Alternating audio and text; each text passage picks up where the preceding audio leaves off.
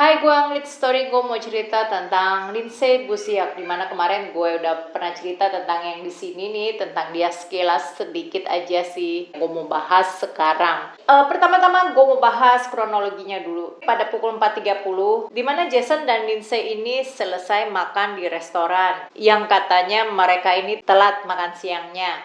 Sayang sih nggak jelas lokasi restorannya di mana. Jadi gue kurang begitu detail karena setidaknya gue harus memperkirakan berapa jarak dari lokasi restoran ke rumahnya itu. Mereka, si Jason dan Lindsay ini berpisah di restoran ini karena si Jason mau ketemu temannya, dia mau jemput temannya yang ada di bengkel. Si Lindsay ini langsung ke lokasi di mana dia mau open house. Jadi karena si Lindsay udah janji mau ketemu orang jam 5.30, takut telat, jadi ya dia langsung meluncur ke sana. Pada pukul 5.30 kelihatan di CCTV Jason dan temannya pergi meninggalkan tempat. Jason sempat kirim SMS ke Lindsay yang bunyinya, "Aku datang 10-15 menit lagi." Lindsay jawab, "Oke, aku akan ketemu kamu bentar lagi. Aku harus pergi." 5.38, Jason kirim SMS lagi yang isinya, "Jarakku tinggal beberapa menit lagi." Tapi SMS ini tampaknya tidak dibaca.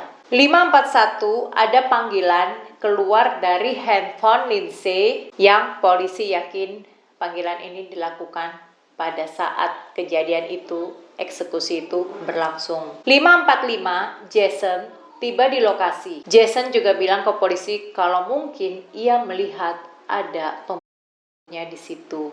Sepertinya mereka baru meninggalkan tempat itu dan dia melihat ada dua pelaku. Yang satu adalah laki-laki Caucasian, dia tinggi dan rambutnya gelap. Dan yang satunya lagi adalah wanita, rambutnya pirang, memakai baju kelihatan fancy, kelihatan menarik. Usia mereka terlihat seperti berumur 35 sampai 45 tahun. Jason berpikir kalau mereka ini adalah kliennya Lindsay. 6.05, Jason SMS Lindsay lagi, "Are you okay? Kamu baik-baik saja?" Karena sepertinya Lindsay belum juga keluar dari rumah itu. Tapi Jason tidak mendapatkan jawaban. Maka Jason bersama temannya turun dari mobil dan mereka menuju ke rumah itu. Jason mencoba untuk membuka pintu depan, tapi nampaknya terkunci. Lalu ia mengintip di kaca pintu itu dan ia melihat ada sepatu Lindsay di situ. Jason segera menelpon 911. Temannya pergi memeriksa ke pintu belakang dan ia mendapati pintu belakang itu terbuka. Lalu dari situ temannya masuk dan membukakan pintu untuk Jason. Jason dan temannya menaiki tangga dan mereka mendapati Lindsay ada di kamar utama dengan berlumuran. Jam 6.11, teman Jason menelpon 911. Jason mencoba mencari denyut nadi Lindsay dan ia mencoba untuk melakukan CPR dan nampaknya tidak berhasil. Tak berapa lama kemudian, petugas pun datang ke lokasi. Lindsay ditemukan terbunuh, setidaknya ada 40 tusukan di tubuhnya. Tidak ada petunjuk, tidak ada pencurian, tidak ada DNA, uang, perhiasan, serta barang-barang Lindsay tampaknya tidak diambil. Di mana Jason bilang kalau wanita yang meninggalkan lokasi ya berpakaian ya sangat rapi ya, kayak istilahnya kayak gini lah pakaiannya. Kok perempuan ini memakai baju seperti ini pada saat dia berencana melakukan hal itu? Kenapa? Emang gak ada baju lain? Ada yang bilang kalau ini dilakukan oleh profesional. Oke lah, tapi profesional tidak akan membuang waktu ya 40 dan ini tampaknya bukan tindakan profesional, lebih ke sakit hati.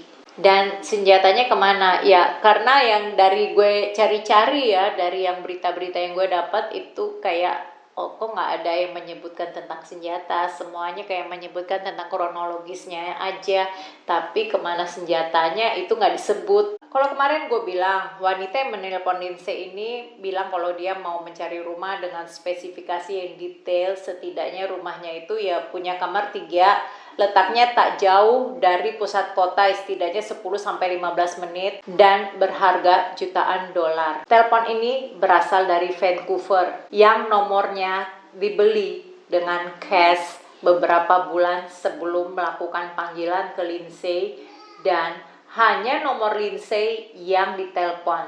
Setelah kejadian itu nomornya mati. Jadi kita ke poin dulu ya, ke pacarnya Jason Zilo. Ternyata Jason Zilo ini ya dari keluarga yang kaya raya. Orang tuanya Lindsay ini berkata kalau ya si Jason dan Lindsay sejak pacaran akhirnya mereka memutuskan untuk tinggal bersama. Ya kalau bagi orang-orang sana yang namanya Simon Lemon itu kan kayak biasa aja ya. Malah kayak dianggap wow it's a good progress, yang hal itu ya jangan sampai ditiru di sini. Pada saat mereka memutuskan untuk tinggal bersama itu, mamanya si Jason membelikan rumah bagi anaknya ini, bagi mereka. Rumah yang terbilang cukup mewah. Ya bisa dibilang berkelas. Kalau sekilas dilihat ya sepertinya Lindsay sangat beruntung bisa bersama dengan Jason. Tapi yang bapaknya lihat itu kan hanya permukaannya aja, belum ke dalam-dalamnya. Ternyata Lindsay pernah curhat ke bapaknya bagaimana tentang si Jason ini, sikapnya si Jason terhadap Lindsay, di mana si Jason ini tampaknya orang yang posesif, dia cemburuan, dia ini overprotective. Menurut polisi, wanita yang menelpon Lindsay ini bilang kalau Lindsay ya dia mau beli rumah di weekend. Terus juga dia sebutkan detail parameter rumahnya itu seperti ini. Dia mau bisa langsung pindah.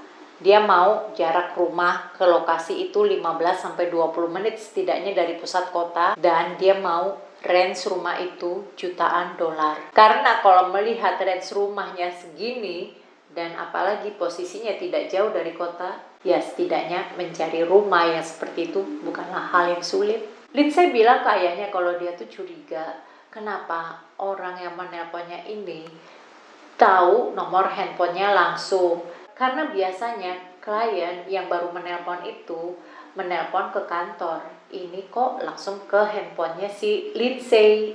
Oh ya, di video kemarin gue juga bilang kalau si Lindsay ini sempat tanya dari mana kok wanita ini tahu nomor teleponnya si Lindsay. Dan ternyata sebenarnya wanita ini sebut nama klien lamanya Lindsay. Tetapi pada saat Lindsay mencoba menelpon klien lamanya ini, yang ada klien lamanya ini sedang keluar kota. Jadi Lindsay tidak dapat menanyakan kabar ini, siapa sebenarnya orang itu.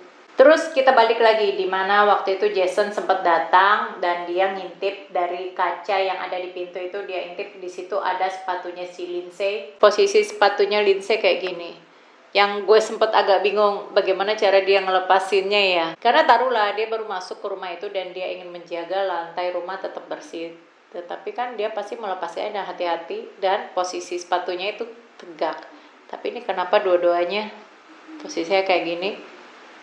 Kayak entahlah bagaimana cara dia melepaskan sepatunya. Ini kayak ditaruh ulang. Tadi gue sempat sebutin di mana waktu pada pukul 5.41 Lindsay sempat menelpon temannya, yang gue penasaran siapa sih yang ditelepon Lindsay. Ternyata yang ditelepon Lindsay itu adalah teman yang sudah lama tidak pernah dihubungi Lindsay. Yang entah kenapa si Lindsay bisa menghubungi temannya itu. Polisi menduga kalau ya pada saat eksekusi itu berlangsung, tanpa sengaja BlackBerry Lindsay memencet tombol flash dial ya yang ke nomor temannya itu.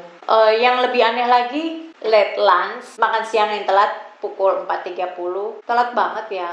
Karena kalau bagi gue ya setelah-telatnya late lunch itu paling jam 2:30 ya, itu udah telat banget. Tapi ya kalau sampai 4.30 dibilang late lunch, kayak lebih condong makan snack ya daripada makan siang. Ya entah sih, kalau gue sih merasa di sini juga ada kejanggalannya ya, yang tidak bisa dijelaskan karena juga gue nggak ngedapetin itu info-infonya apa yang sebenarnya dilakukan pada jam-jam sebelumnya. Jason tiba di lokasi. Ini kita balik lagi ya, di mana Jason tiba di lokasi dan dia melihat ada 2 orang yang keluar dari tempat itu. Jadi karena pintu depannya ini terkunci, akhirnya temannya Jason pun ngitarin rumah, dia ke belakang, terus dia mendapati kalau pintu belakangnya ini nggak kekunci, kebuka ya, yang aneh juga ya. Kata polisi, sepertinya para pelaku ini keluar dari pintu belakang. Kenapa lewat pintu belakang? Apakah mereka takut ketahuan orang kalau mereka tuh baru datang dari rumah itu, makanya mereka menghindari jangan lewat pintu depan? Dan satu keanehan lagi, ketika Jason masuk ke dalam rumah,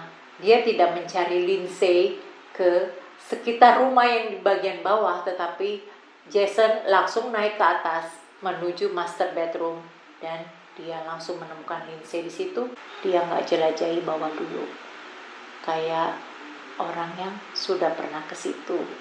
Polisi menduga hal ini dilatar belakangi dengan cerita setidaknya 1 bulan sebelumnya, yaitu di Januari 2008, di mana saat itu terjadi penangkapan kasus narkoba terbesar di Alberta, dan mereka yang ditangkap ini menduga kalau Lindsay yang membocorkan data-data siapa saja pelaku kasus ini.